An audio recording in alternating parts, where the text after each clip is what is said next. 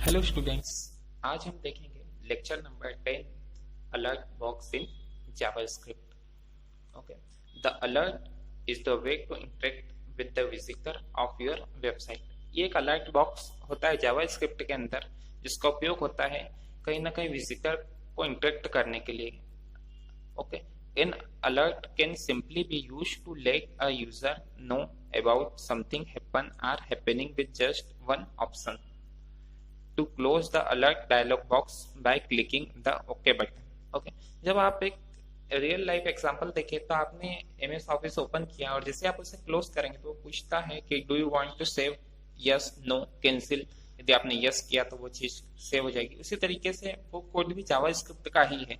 उसी तरीके से आप यदि देखें तो आप यदि जावास्क्रिप्ट में HTML और CSS में कुछ कोड लिख रहे हैं और यदि किसी ने कुछ चीज क्लोज करी है और आपको उससे ये पूछना है कि do you want to close, okay, तो आप इसका उपयोग करके अलर्ट बॉक्स का उपयोग करके आप पूछ सकते हैं। ओके, एक एग्जांपल के लिए यदि आपने कोई you inter numeric value on the place of alphabets, यदि आप जहाँ अल्फाबेट्स किसी नेम में यदि आप न्यूमेरिक वैल्यू डाल दोगे और सबमिट करोगे फॉर्म को, तो इसी तरीके का अलर्ट बॉक्स ओपन होगा और जहाँ लिखा रहेगा it is not allowed something. Okay, तो अब हम इसका एक प्रोग्राम देख लेते हैं। ओके, ये आप एक प्रोग्राम देख लेते हैं जहाँ आप देख पा रहे हैं, जहाँ हमने एक वेरिएबल लिया अमाउंट नाम का जिसकी वैल्यू है 1800। ओके, और उसमें से हमने विड्रॉ किया 100। ओके, और हमने इफ कंडीशन लगाई यदि अमाउंट जो है वो यदि छोटा होता है विड्रॉल से तो ट्रांजेक्शन नॉट सक्सेसफुल। ये एक डायलॉग मतलब अलर्ट बॉक्स ओपन होना चाहिए और ये लिखा आना चाहिए। यदि ऐसा नहीं है, ये कंडीशन फॉल्स होती है, अमाउंट जो है वो बड़ा है विड्रॉल से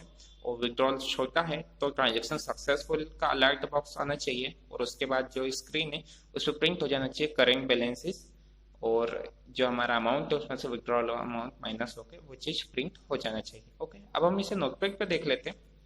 आप देख सकते हैं वही का वही जैसा मैंने आपको प्रोग्राम समझाया वही का वही यहाँ पे लिखा हुआ है। ये हमने हमारा जो मेन है मोटो इस लेक्चर का वो है अलर्ट बॉक्स।